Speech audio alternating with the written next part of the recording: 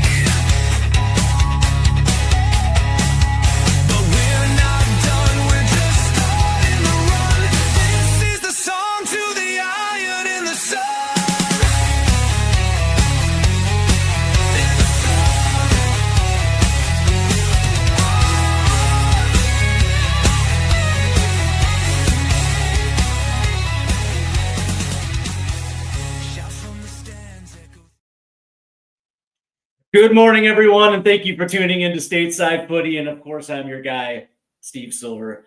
I got to be honest with you guys, man. I'm absolutely buzzing because we are so goddamn close to the Europa League Final, and a match that I don't know how you guys feel. I happen to think that we're going to take home the Europa League trophy. Just saying. Before we get into everything, make sure you hit the like and subscribe buttons. And of course, we are in a race to 1,000 subs. So any likes and subscribes would be appreciated. Maybe more likes than subs. I don't know. Algorithm, that type of thing. Anyway, we do have a nice little show for you guys today. So make sure that you guys are strapped in and ready to go. It is time for this American to take over Saturday morning. So let's get into it. We do have news and notes, and we are going to begin with Richarlison because it appears that Everton is quite interested. Now, here's the interesting thing, and it's not a surprise because David Moyes absolutely loves Richarlison and would have no problem bringing him back to Everton.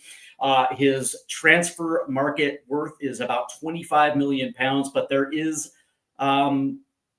a little bit of a hitch, and that's because, this year I think Richarlison has missed 30 games altogether. For the most part, his Spurs career has been very lackluster. That being said, when he has played, he's made the most of his time.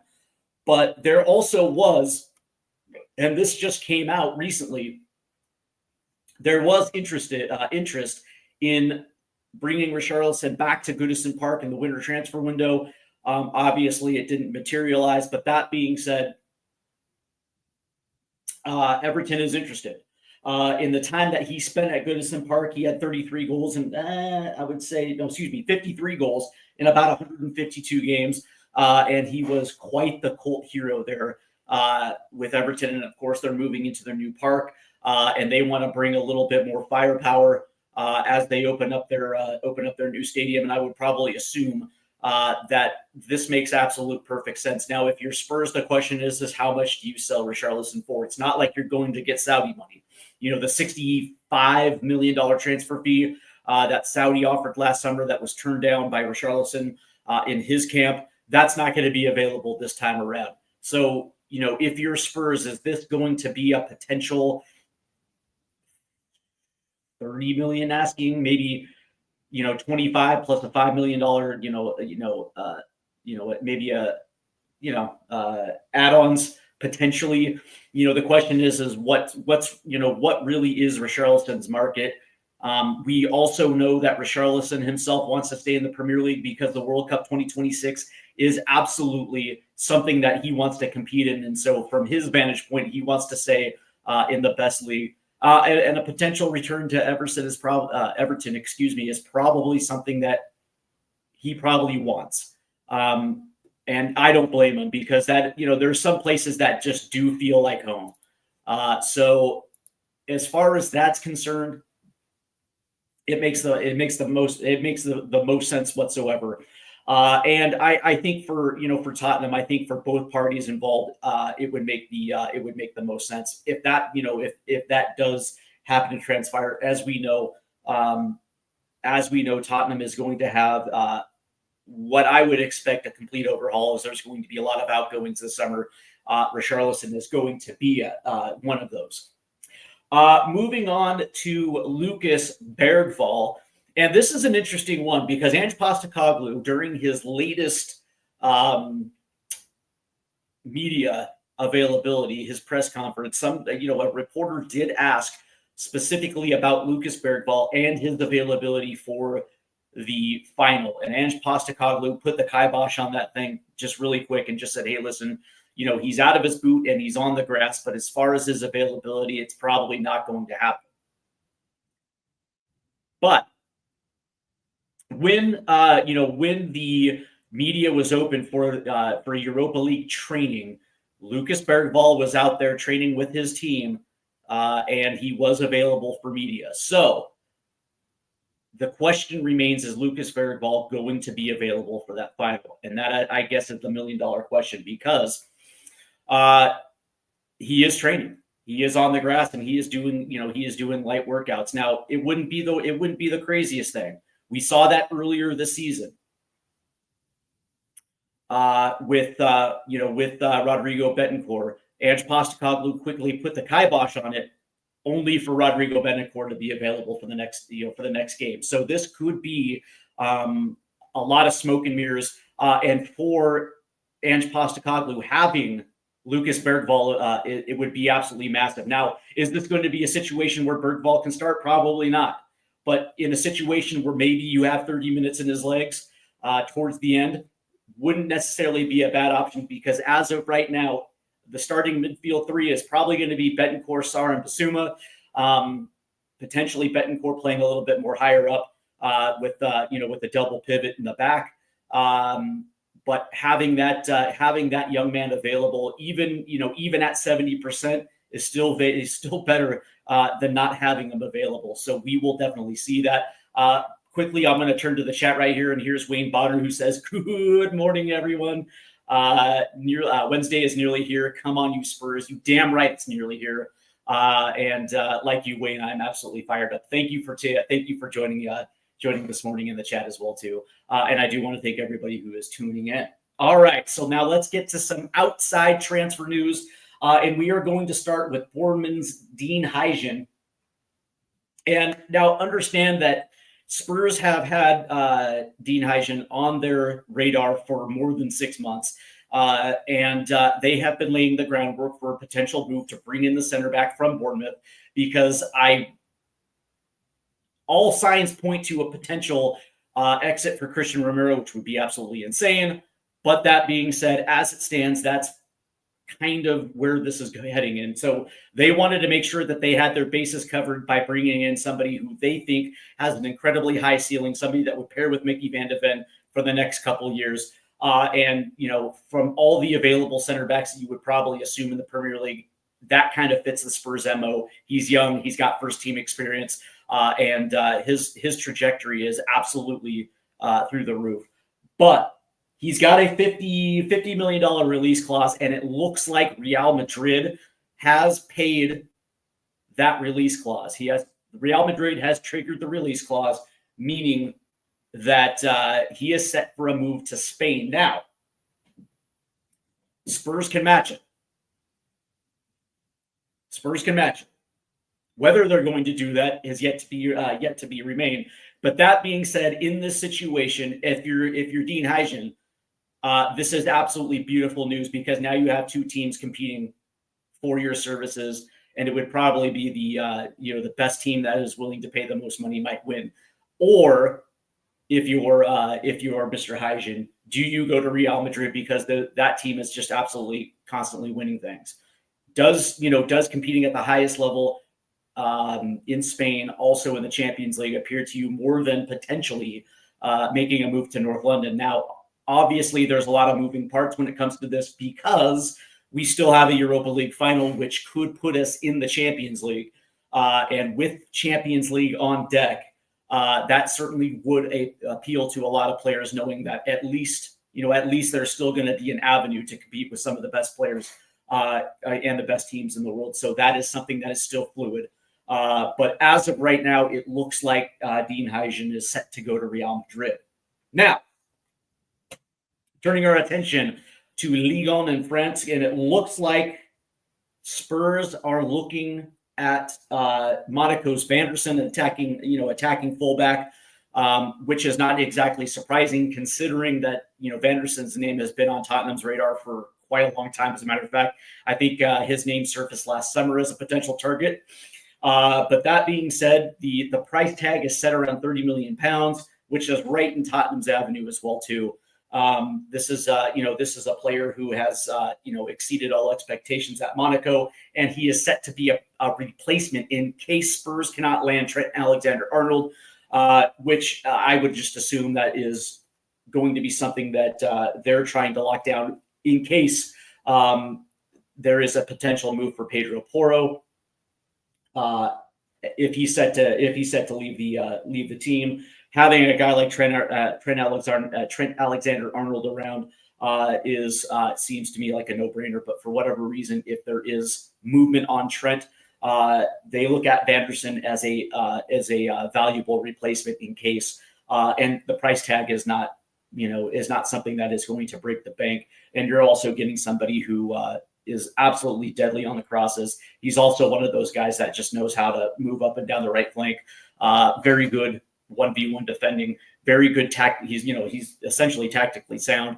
And this looks like a time where he is set to make a move to the Premier League, and it would probably work out well for Spurs. So again, everything is fluid there. But that being said, the price tag is right in the wheelhouse for Tottenham Hotspur as they are looking to overhaul this year's squad, which largely disappointed. Now let's get on to the main news and note from this morning, and that revolves around Ange Postecoglou. And I think we're at that point where we understand that even a Europa League is not going to be able to save Ange Postecoglou, mainly because of 21 league losses. And I think the big thing with a lot of Spurs fans, me included, is that I have a tremendous amount of respect for Ange Postecoglou, and we were willing to I wouldn't say make excuses, but we were able to understand that the injury crisis played a big factor in the performances this year. Not having essentially 8 or 9 of your starting 11 really crippled this team. But that being said, he has gotten most of his first team back, and yet the results still were not up to the expectation or the performance level that he expected. And as a result, we saw a lot of heavy rotation when it came to the Europa League. And I think for Ange Postecoglou himself, also along with the players, put all the eggs in the Europa League basket as a means to save his job. And I think that because of the 21 league losses, I don't even think Europa League is able to save his job. But that being said, he is set to walk out the door £7 million richer, because if Ange Postecoglou wins the Europa League, it triggers a £2 million bonus. Not bad.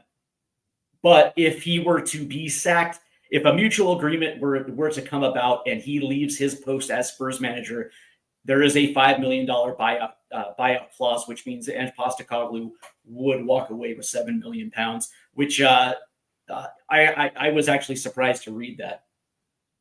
That being said, if you're Ange Postecoglou, you're going to take as much money away from Spurs as humanly possible. If you're in a situation where you know that you're probably not wanted, you're going to do what's right by yourself and make sure that you get cashed out appropriately.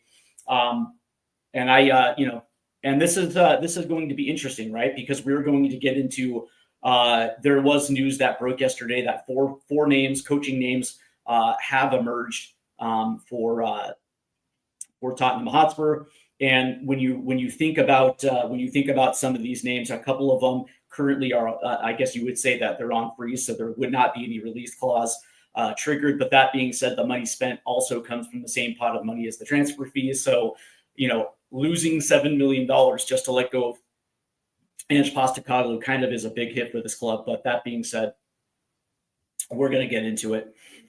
So those are our news and notes. And go ahead and hit the like and subscribe buttons as we're going to get into it. We're going to start right then and there. As as I just mentioned, 4 names have emerged as potential replacements for Ange Postecoglou, and I think the first one is Xavi, and I think that that's kind of a no-brainer, as Xavi's name has emerged as I wouldn't say necessarily the front runner, but somebody that makes a lot of sense considering the way that Spurs absolutely spotlight on Spurs. It was absolutely great meeting you last night, and I'm glad that you're here, here as well too. And if you want to jump on, man, you're more than welcome. I believe the link is also in the WhatsApp, so if you want to take a few minutes, man, you're more than welcome to. I think that Xavi makes a tremendous amount of sense, just considering the players that are in house, and the style in which Spurs have continued to play. It almost seems that would be a necessary natural fit. That being said, do these players meet the expectation level of a guy like Xavi? Because you're bringing in a guy that has an absolute high ceiling as far as what is to be expected, what is to be thrown away. That being said, any manager that comes through the door, obviously that manager has to be backed. And a guy like Xavi is something that would be absolutely rare for Spurs, because as of right now, there still is a want and a desire to bring in young players, not necessarily academy players, but young players in the vein of Lucas Bergvall or an Archie Gray, young players who are right in that 19 to 22 range, and who have that first team experience.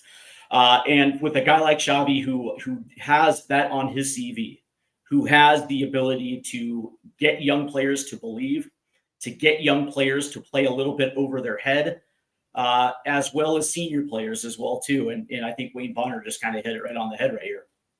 And he said that Xavi would be his choice. He would work well with the senior players and youngsters, but also I think it's also he's not in the same vein of like this whole leadership committee, where it's like we're going to name 5 guys to be in that little captain circle. If you ask me, I don't necessarily think that works. What I will say is, Xavi is probably going to be one of those guys who's like, listen, man, you're the captain, he's the assistant, you're the one that has to police yourself. Here's the framework in which I expect, and you guys are responsible for holding yourselves accountable. And oh, by the way, if you can't get that done, I'm going to have to I'm going to make the final decision on whether or not you're going to play based on your work level. And I think having a guy like that who actually is a player-friendly coach, but that being said, is not afraid to hold players accountable, I think is what Spurs need. But most notably, Xavi's the type of guy who would come in and reset the identity of Tottenham Hotspur, which is absolutely badly needed right now. The other name on this list is Edin Terzic, and I believe the last time we saw him, he was at Dortmund. He is available as well, just like Xavi on I guess you can call it on a free. I think the last time we saw them, Terzic, Borussia Dortmund was, I believe, in the Champions League final, where it didn't necessarily work out for him. But that being said, within the construct of what Dortmund does and what Dortmund has been since the days of Jurgen Klopp, is a team that invests heavily in youth, likes to develop from their academy, likes to bring guys up through the system, and they work within the confines because they're a selling club. That's exactly what they do. You look at their history. That's exactly how Dortmund operates. But that being said, he's a guy who, like the coaches prior to him, it is getting young kids to be able to play well above their heads, putting them in good situations, make sure they're surrounded by the right senior players. That is something that does interest me as well too, because I think Tottenham is in a weird position right now where they have no idea which direction they want to go in. It's going to be nice having a guy like Paratici around, because Paratici does know how to operate and build through the academy. So I think both of those choices, whether it's Xavi or whether it's Edin Terzic, from a youth standpoint, I don't think you can go wrong with either. But that being said, number 3 on that list would be Inter Milan's. I believe it's Inzaghi. Now, this is an interesting one because I don't think that Inzaghi wants to leave Inter Milan. I know there is some mutual relationship between Paratici and Inzaghi, but that being said, why would you want to leave Inter Milan right now? It doesn't make sense from Inzaghi's standpoint. It makes absolutely no sense why he would leave a team that's essentially at the top of the Champions League right now, playing well. Me personally, I would think that in order to do that, you would have to splash a lot of cash to get him there, and I just can't see him wanting to leave Inter Milan right now. And the last name on that list right now is Marco Silva. And I know that some Spurs fans will poo-poo the idea of Marco Silva. But that being said, recently he rejected a Saudi bid, and I think it was something crazy in like the $60 million range. And he said, listen, man, we're not doing that. No disrespect to the Saudi League, but I want to stay in Europe, and I don't blame him. Right now, it's not a good look to go to the Saudi League right now. And in the context of what Marco Silva is trying to achieve, I don't blame him either. Now, the thing about Marco Silva is, does he want to come to Tottenham Hotspur? Right now, that's the thing, is I still don't know whether or not Tottenham Hotspur is an attractive place to come. Because you look at the last 5-6 years and you see the coaching carousel that's happened. And for a coach even for a guy like Xavi, even for a guy like Terzic, or even a Marco Silva, the question is whether or not you're going to be around in 18 months. If something should happen, if shit hits the fan, are you going to be able to have the leeway to fight through that and to turn it around? Because we saw it with at the end of the Pochettino era. He was not given. It's weird considering that he had gotten this team to a Champions League final, but yet he didn't have credit in the bank to be able to withstand a slow start in the 2019-2020 season. Jose Mourinho sacked pretty quick. Conte, Nuno, and it's like if you're a coach out there looking at Tottenham Hotspur, yes, okay, fine. Let's say we win Europa League, so we're on deck for the Champions League. What about this club is still attractive, knowing that your job is to come in and hit the ground running and keeping this team operating at a high level. But as soon as there is a dip in form, or God forbid we have a season like this year, what makes you think that things are going to work out well? Because it just seems that outside, I understand the season has been an outlier, but that being said, it's like on any given year, if something like this happened, Ange Postecoglou would have gotten the sack a while ago. But as it is, it's like, what makes any coach look at Tottenham Hotspur and say, okay, this is probably a good stop for me along the way. A club that does not back its manager, a club that's quick with the hook, and a transfer strategy that doesn't necessarily suit me.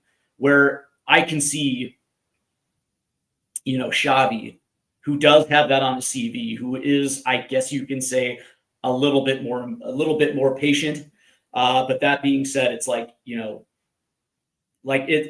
would take I say this all the time, man. Timing is everything, and the question is whether or not the timing is good for that next manager. I don't know, and I still see a pathway if shit hits the fan, that Maurizio Pochettino could eventually come back to this club.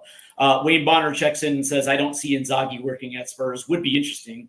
Know nothing about Terzic. Silva for me would be a step back or standing still. The thing I like about Marco Silva, though, is he has shown to punch above his weight and get teams that on paper don't necessarily look great playing absolutely fantastic. Like when you look at Fulham this year, with the exception of Anthony Robinson, who me personally, I think is one of the best left backs in the league. You look at that squad, Raul Jimenez, Emil Smith Rowe, and some of these other guys, I would cast them as like, cast-offs from other teams, potential players that had high ceilings that didn't live up to their expectations.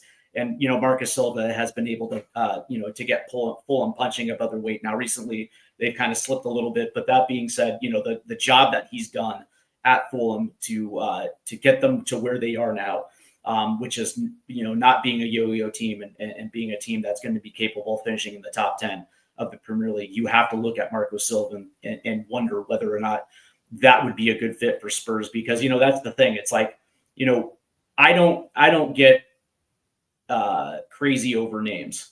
I don't go apeshit over, popular names like, Jurgen Klopp or a guy like Xavi. I just think about fit and whether or not these names actually fit what the actual plan is for Tottenham Hotspur. And right now, I just don't know what that plan is moving forward. And I don't know if necessarily it is a good fit. And that being said, we've also seen other names go to other teams and absolutely hit the ground running. And it turns out that it was a good fit. I don't know how many people thought Enzo Maresca would work out at Chelsea or Arne Slot working out at Liverpool. But that being said, sometimes the name that isn't sexy is the one that ends up being a better fit for the club because they understand exactly what the identity is. And so I guess the question for everybody out there is, what do you perceive as being the identity of Tottenham Hotspur football? I know what it used to be, but now I have no idea. Maybe you guys can help me out. So it's going to be interesting. But what I do know is that I would probably assume Ange Postecoglou will be out of a job come the summer months. And I don't blame Daniel Levy, and I don't blame Paratici for making that move. I really don't, because nothing can overshadow the 21 league losses. I'm sorry. It just, in any given year, 21 league losses gets you relegated. And it was just because the three teams below them, Southampton, Ipswich, and Leicester City, were that bad. They were worse, that we were able to mathematically stay above the line. Any other season, I'm sorry, injury crisis or not, that gets you relegated. And the fact that the Premier League, which I know that Derma likes to call it the bread and butter, and he's right. Your first priority is the league. The league is where you get your Champions League. The league is where you have that that potential as a club to make the most money humanly possible when it comes to your bottom line, and that is always the priority. It's not the League Cup. It's not the FA Cup. The FA Cup and League Cup adds the prestige if you're able to win the double. But that being said, it is always the Premier League, and if you can win a Europa League or a League Cup, that only just adds to the equation. But that being said, for this team to disregard, a blatant disregard for the Premier League this season. In the first half, it was understandable because we didn't have players available. We were mobbing with a back line of at first it was Ben Davis and Radu Dragusin. He goes down, and then it's Ben Davis and Archie Gray, and kudos to that. But for the play of Archie Gray there for a little bit. But that being said, it's like that that center back pairing is not going to win you a lot of games. I'm sorry, it just doesn't work. And I think Jed Spence maybe played above his head for a few months there.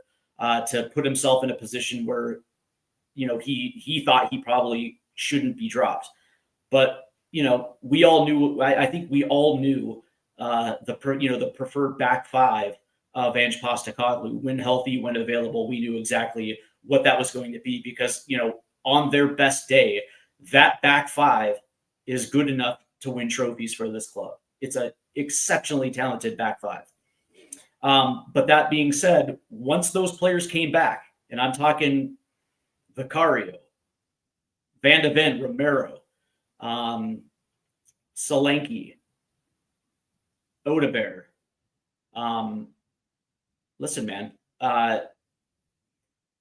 it just seemed by the time that Ange Postecoglou had his preferred starting 11, we were out of both domestic cups, and the only thing left to play for was the Europa League. And I think that this club, as a unit, decided that was more prevalent than trying to move their way up the Premier League table, which is insane to me. Because after they were knocked out of the FA Cup, they still had a very good chance at least working their way back into the top 10. Now, what does it mean to finish 9th or 8th in the Premier League? Not a lot. But that being said, it's also about pride. It's also about respect. And it's also about acknowledging the fact that there's more to Tottenham Hotspur than just your salary. It's the fact that we have supporters out there that pay very good money to come watch this team absolutely shit the bed every other Premier League week. That travel and that don't want to hear bullshit excuses week in and week out. And yet this is exactly what we get. So that being said, the fact that we see rotation when it comes to the Premier League. And the way, I don't know how you guys feel, but as far as I'm concerned, these last two games highlighted to me what is ultimately wrong, because there was still opportunity to rotate in some of our first team players to at least maintain sharpness when it comes to the Europa League final. And we saw this with Manchester United yesterday against Chelsea. I mean, for Christ's sake, it looked like they were playing their first team against Chelsea ahead of a final. Meanwhile, we're essentially playing the same starting 11, that had trouble getting past Crystal Palace. And it's no disrespect to Palace. I mean, they're playing for an FA Cup final, but good Lord, man. Good Lord.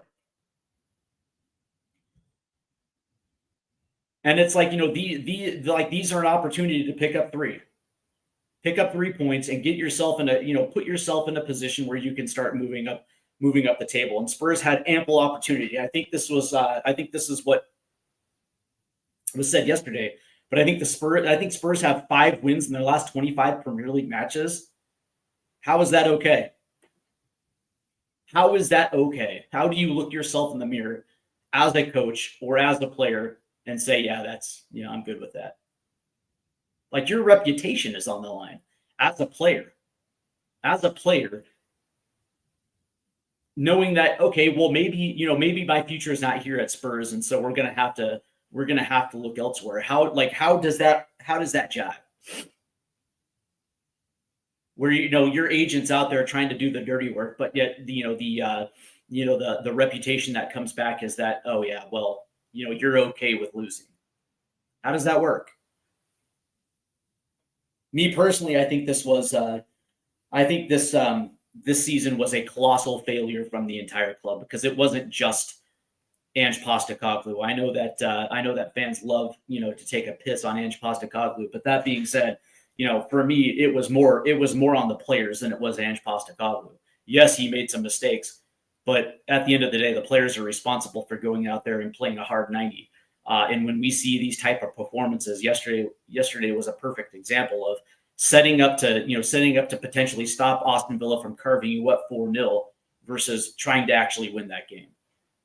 When you look at that front four yesterday, I don't think anybody actually could sit there and not bullshit themselves into thinking that that front four was good enough to potentially put 2 past Villa. and potentially have to walk away from Villa Park with 3. Come on now, not against Villa starting 11. Come on now. But this is also on Daniel Levy as well too. Daniel Levy is responsible for setting a transfer budget, and then it was Johan Lang and Scott Munn that are responsible of making sure that they get creative within the confines of that transfer budget, and making sure that Ange Postecoglou has the necessary experience with his squad rotation players to making sure that they can withstand the rigors of the Premier League. Because I don't know how you guys felt this last summer, but at the conclusion of the summer transfer window, I said, okay, cool. Where do I think Spurs are going to finish? And I had them between 5th and 8th. If things broke right, yeah, maybe they can finish 5th, put themselves in a potential Champions League race, Europa League spot. But I didn't think they would finish outside of the top 10. At the very least, it's 8th or 9th, whatever the case may be, if things broke right. Because I looked at this roster and I just said, if 3 key players go down, this whole season crashes. They were going to have to withstand at least to the winter transfer window to at least bring in some reinforcements, in case shit hits the fan and you have to break glass and find an emergency. But that being said, man, and we saw it quick. I mean, when this season started, it kind of started a little wobbly. The opening game at Leicester City, we kind of crumbled there in the second half.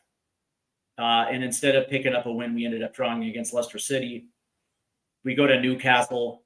I thought we played well, but we ended up losing. And it started with a little bit of a wobble. But that being said, Spurs did get their footing at the end of September all the way through October.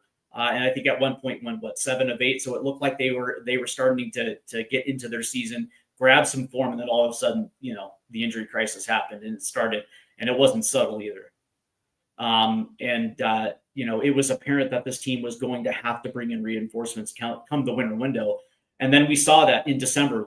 I remember vividly when Ange Postecoglou was running cover for Johan Lang by saying, because of the new Europa League and Champions League formats, instead of having group play, it was league play, which means that the league extended, farther into the window, which means more teams were in it, which means it was going to create a little bit more of a problem for bringing in players, because a lot of teams probably don't want to sell it knowing that they still have an outside chance of moving on to the knockout stages. We heard that. We heard it. And that, and to me, that signaled Spurs were not going to be active in the winter window, or they were going to try to make some excuses for why they couldn't. And for me, the biggest, I guess you can say a red flag, or the biggest issue was that Spurs just didn't have a plan for the winter window. They bring in Kinski, okay, great. So we got a good prospect goalie, but then the slam dunk of Randall Kolo Moani. And we kept hearing that the relationship between the Qatari ownership of PSG and Daniel Levy is so strong that even getting in on loan should probably be a slam dunk. And what happened? Johan Lang fumbled a potential loan deal, and then he ends up at Juventus. Then it was deadline day, and we hear that they had made an offer to Mark Gahey and Crystal Palace, and it's like, come on, dude, that was never going to happen. It's you can't sit there and say that this is something that you have been working on all winter window, and this was going to be something that Crystal Palace was going to take seriously. Because if that was the case, you would have put that offer out at the beginning of the window and given Crystal Palace an opportunity to see if there was a replacement out there for him. That to me was absolutely ridiculous. But it was the Matisse Tell fiasco that let me know that these guys ahead of Ange Postecoglou were completely incompetent. 100% incompetent. Because at the end of the day, what's the reputation of Johan Lang? He's the young player whisperer. He's able to sell Tottenham Hotspur in the Premier League to 18, 19, 20-year-olds, giving them that first taste of Premier League football. And Matisse Tell said, "No, I'm good, man. I'm good. I don't you know, I don't want any part of this shit show." And it took a phone call from Ange Postecoglou after Johan Lang and Daniel Levy failed to get a 19-year-old to come to Tottenham Hotspur.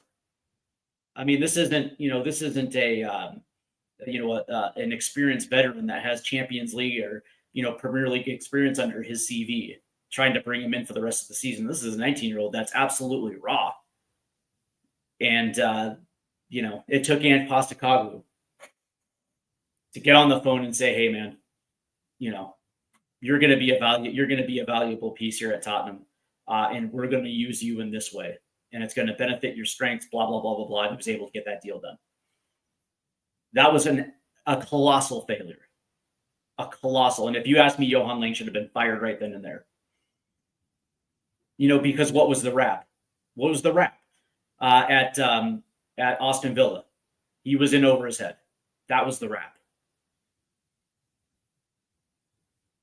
And they got rid of him quick and replaced him with somebody that knew exactly how to build a team in a direction, in a manner that suits Aston Villa and what they try to spend. And look at Aston Villa now, back-to-back Champions League appearances now, and they're putting themselves in a position where now they're potentially knocking on the door for a Premier League title.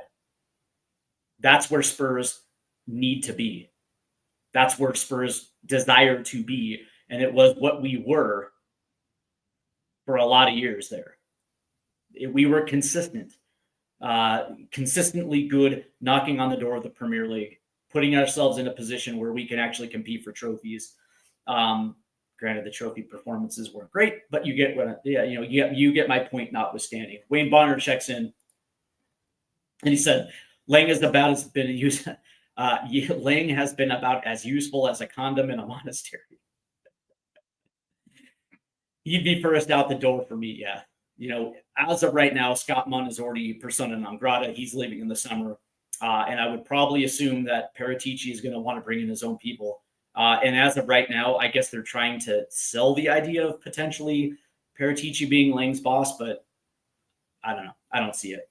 But the whole point that this wasn't just on Ange Postecoglou. I know a lot of people take a piss out of him, but that being said, you can't just put this on the feet of one person, especially if that person's been running cover for the incompetence all season long. And that's why I think that Postecoglou has been able to keep his job, because of the respect that he's garnished. Now, the respect only lasts so long. You do have to have some results behind you. But that being said, I personally believe that. Because when you look at how many times that Daniel Levy has spoken to the media, once. How many times has Johan Lang spoke to the media? Once. In the last 6 months? And look at how much cover Ange Postecoglou runs for those douchebags. He takes questions that he has no business taking, and I think that garnered him a lot of respect. And I also think that the players actually do care about Ange and want to play hard for him. Because if that was the case, I don't think we're in a Europa League final. So I think this season was a total club failure, and there has to be some sort of accountability. And so I think you're going to see it. And I think that whether or not we're going to get news of a takeover prior to the summer transfer window, that is yet to be seen. But that being said, it's these guys are personally responsible for this epic collapse of Tottenham Hotspur. All of them, and all of them should be held accountable moving forward. But that being said, let's get into our final topic of the day. And of course, that is the Europa League Final, Tottenham Hotspur versus Manchester United. And I got to be honest with you, man. I'm fired up, man. I'm so fucking fired up for this one. Mainly because these don't come every single year. Our ability to get to finals, I would say that they're few and far in between. And so when they come, you have to treat it in the manner that it deserves to be treated, which is all your focus and energy and attention is there. and the absolute belief that you're going to be able to go to Bilbao and come away with that trophy. And I think that this club understands that. I think this club knows exactly what the task is. And I think this team is capable of coming back. I think really, for me, what's highlighted, what the assignment is, and Wayne Bonner checks in again and he says, leadership comes from the top, and that's where the club has failed 100%. 100%. Good clubs start with strong leadership at the top, and that comes from your chairman all the way down. But that being said, the task at hand is stopping two people, Bruno Fernandes and Harry Maguire. In this run, Manchester United has been absolutely gifted. Now, I'm not screaming conspiracy, but that being said, they've been absolutely been gifted at certain times with red cards that were able to allow them to get back into these games, and they were able to put on some magical performances to put themselves in this final. But that being said, when you look at this team, and I'm going to try to bring up a few. I'm going to try to bring up a few posts real quick. There's one. And we're going to get into it real quick. So,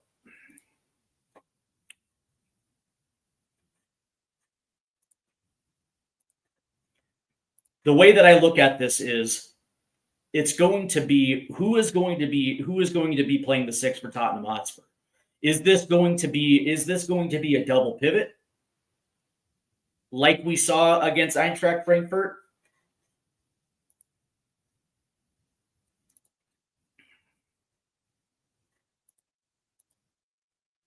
Here we go. No, that's the wrong one. Because I do believe that. Yeah. All right, let me find it again. Let's go to my bad, guys. Give me 1 second, real quick.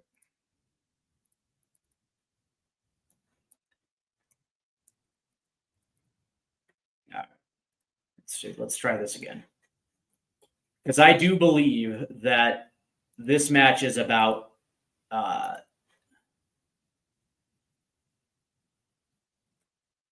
it is. We got it. There it is. There it is. I do believe that this match is about how they've been able to get key goals, and that is the use of, essentially late in the games, the use of a guy like Harry Maguire, essentially just making runs into the box and putting himself in advantageous positions, and having a guy like Bruno Fernandes to be able to deliver. And the question that I have for everybody out there, number one, who is going to be man marking Bruno Fernandes? And the question that I have, the reason why I add this is, do we have a guy who's able to man mark him out of this match? Because taking Bruno Fernandes out of this equation is going to be like key number one, as far as I'm concerned.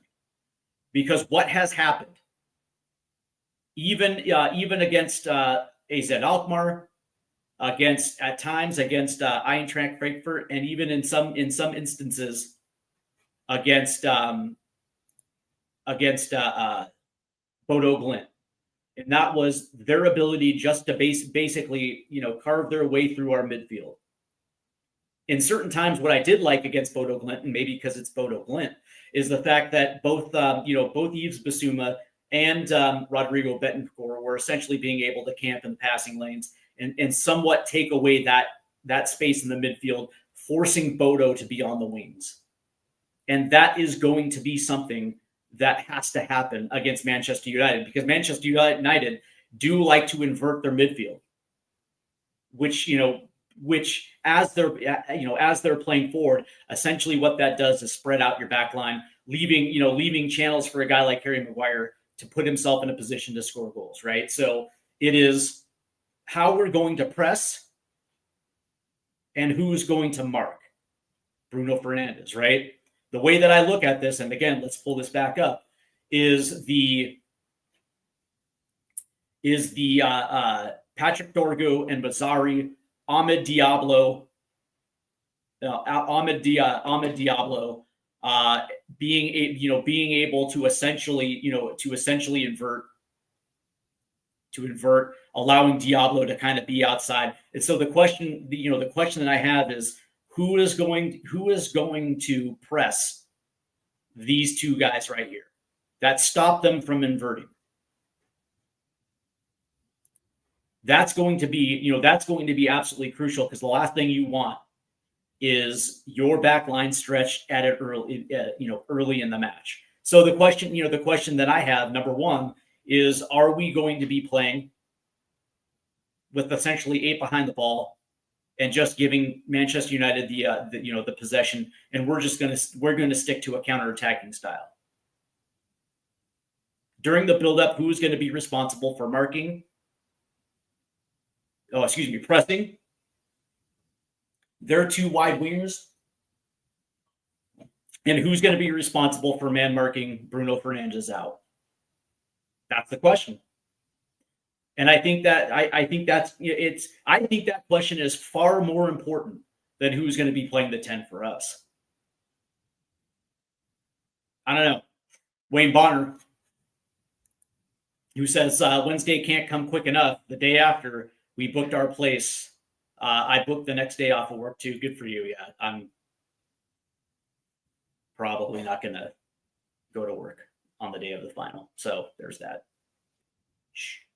He also says that midfield three in the midfield and rely on Sar and or Betancourt pushing forward. Yeah, the interesting thing is if we're playing a 4-2-3-1 with a double pivot, okay? As in the buildup, and again, I actually think that Chelsea does a very good job of this. And that is, if you're running a double pivot of Basuma and Betancourt, and you're building out of the back and pushing forward, who is going to invert into that double pivot as Betancourt moves forward? Because I have a feeling that Betancourt is going to essentially play as that second 10 as it pushes forward. So it's going to look like a 2-2-4-2 coming up, right? And that's essentially what's going to happen is you're going to end up having like, for instance, let's say Richarlison is playing off the left, and he drifts a little. He's going to drift a little central, right? You're going to have both Sonny and Betancourt essentially playing that too high 10 with Basuma running down that left hand side. You have Brendan Johnson crashing in, and so maybe Pedro Porro inverts a little bit before he starts breaking forward to cover that overlap on the right hand side. But that being said, who's going to be responsible for inverting if they do decide to play Betancourt a little bit, Betancourt high, right? And it also essentially protects the center of the pitch, where they can't necessarily win that ball high mid and then just try to counter and rip up that area of the pitch, because there's going to be 4 players there that are going to crowd that mid and essentially enforce like what I would consider a mid block. That to me is also a very good question. If they do that, which fullback is going to invert while the other one bombs down the side? If they're playing off the right, then obviously, Pedro Porro is going to be in an advantageous position, because not only does he get forward on the overlap, but he also has that ability to ping the ball over the back 3 of Manchester United. And I also think that our speed is going to play a huge role into this. We saw it a little bit yesterday, right? Having Matisse Tell, Sonny, and Wilson Odegaard out there using their legs and using their speeds to essentially try to cause havoc with balls over the top. But when you have a guy like Mikey Van de Ven, Christian Romero, and Pedro Porro taking those chances against what I consider not a great back 3, I think Manchester United's back 3 is not good at all. In some cases, I actually think that that back 3 is absolutely slow as molasses. So there's going to be opportunity for this team to absolutely carve up that back 3. Now the question is is, are they going to be more of a back five when Spurs attack? Is that going to be the order of the day, right? Because if Spurs try to build, is that going to be a back five with a double pivot playing right in front of them? And so now you're looking at what, 7, and can Spurs break it down? I think I was asked yesterday, like, is there anything that you can take from the Crystal Palace match when Crystal Palace was kind of playing in that, essentially in a back five? And I just was like, nah, not really, because, those guys, that attacking four, they're not going to see a good part of the pitch on Wednesday. It's something completely different. So I don't necessarily think that this is the question is who's going to play the 10.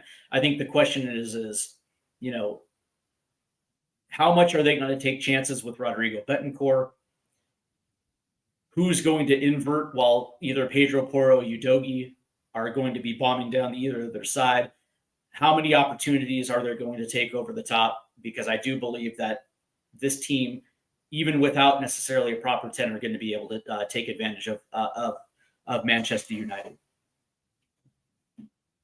I think they understand the task. And for me, it's not about Harry Maguire. I think it's about Bruno Fernandes. And do we have anybody who is able to mark him out of the match? I think it all starts with that. They do like to invert wingers, but again, me personally, I think we have the players that have the ability to press them out towards the wing. It all begins during their buildup and not allowing them to make runs, being tactically spatial, to understand exactly, how you take away the inside portion of the field, and essentially making them hug the touchline, which essentially takes them out of their own attack. I don't think Rasmus Højlund is going to be an issue. To me, it's pretty much Ahmed Diallo, Bruno Fernandes, and Harry Maguire. And if you can take out Bruno Fernandes, Harry Maguire, it just becomes irrelevant. So I don't think that Manchester United poses the same type of threat as Tottenham Hotspur. I just think in the totality, I just think that this team is better suited to win this match. But here's the weird part. And good morning, Carl Simpson. It's good to see you, man. I hope you're doing well. Hope you're enjoying your Saturday. But this is to me, this is the weirdest. This is the weirdest final I've ever seen, because both teams really aren't that great. Let's just kind of be honest here. I don't think in totality Tottenham Hotspur have been all that great. And I also don't think Manchester United has been lighting the world on fire as well. Both have had unbelievable Europa League runs, and they deserve to be there based on what they did throughout the course. They have done remarkably well to get there. So in one construct, yes, they deserve to be there. Now, if both of these teams fail to show up, it really could be who's going to be able to land the first knockout blow in a game where both teams just struggle in the build-up, struggle in the counter, and this becomes like a kind of a sloppy 0-0 match as we're getting into the waning moments. But I can also see an exciting match where coming into the final 10 minutes, it's 2-2, and every which team is going to make the stake that's going to allow for the winner.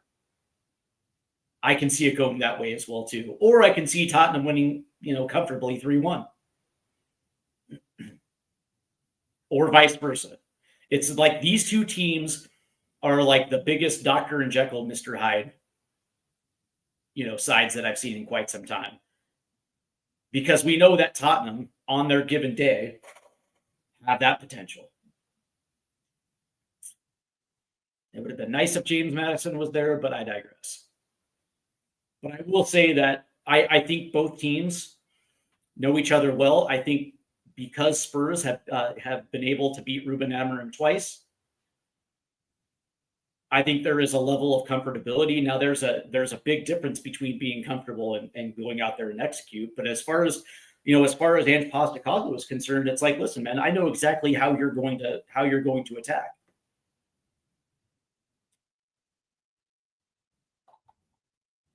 It's completely obvious. He has game film, he has Europa League game film, he has league game film. There is no other way that Ruben Amorim plays.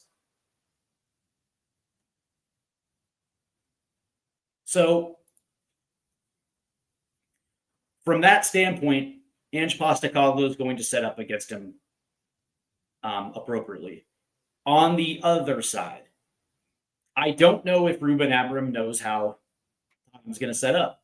Is this going to be a 4-3-3 and we're going to be playing something that looks a little bit like Ange ball, or are we going to be playing in a 4-2-3-1 and we're going to be 8 men behind the ball and we're going to be absolutely rock solid in that back five? And we're just going to sit on the break, sit on the counter, and take our chances. Spurs have been very good doing that. Or is this going to be something like what's going to be like a 4-4-1-1 or a 4-4-2? Does he have the sack? Does Ange Postecoglou have the sack of playing like maybe like a 3-5-2? You know what I mean? And just clog the midfield. And just use a guy like Pedro Porro and Destiny Udogie as wingbacks, just bombing up both sides.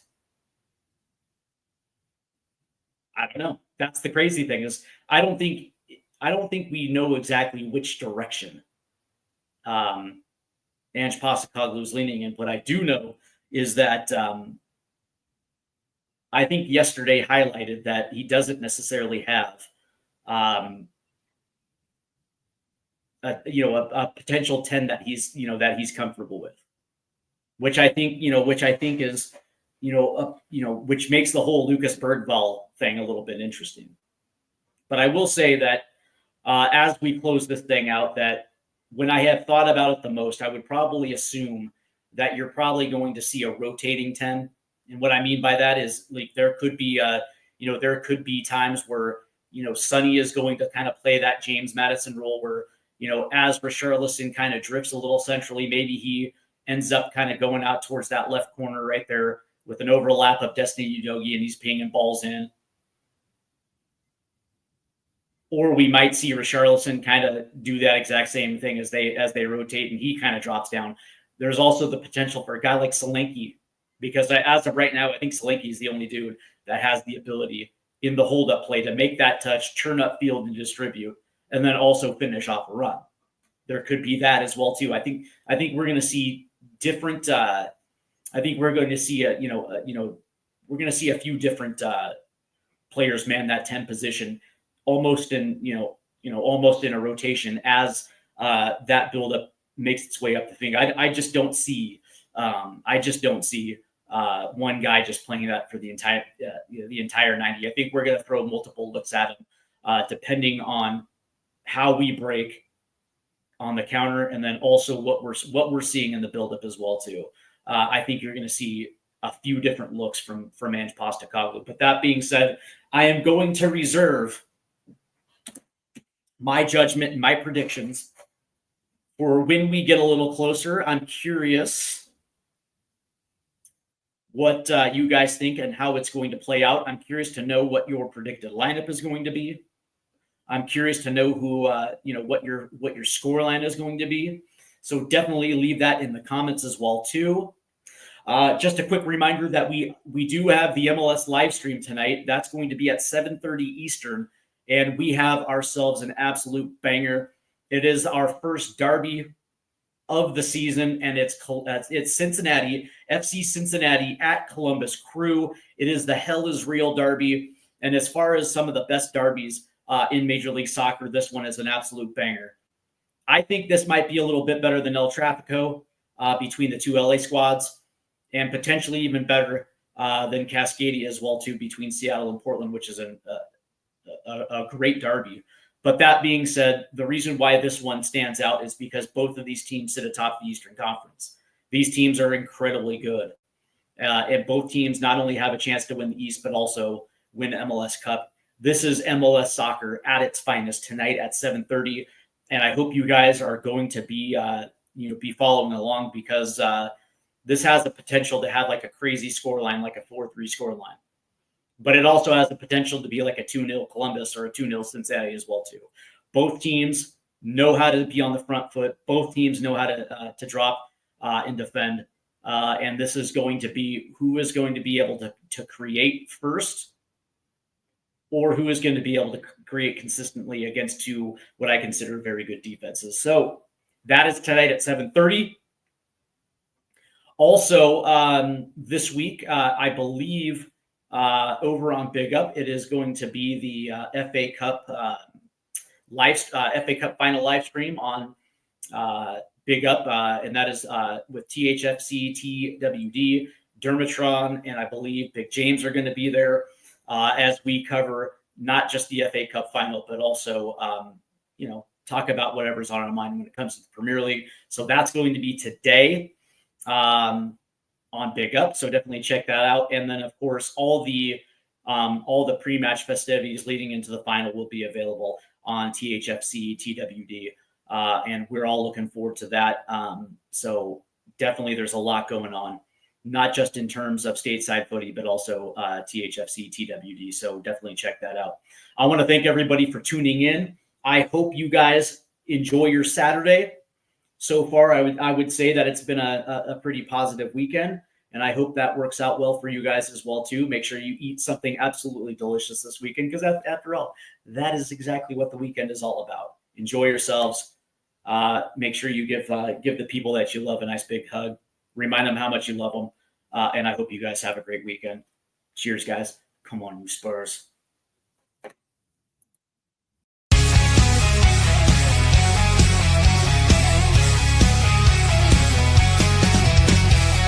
Rusted goalposts under fading skies.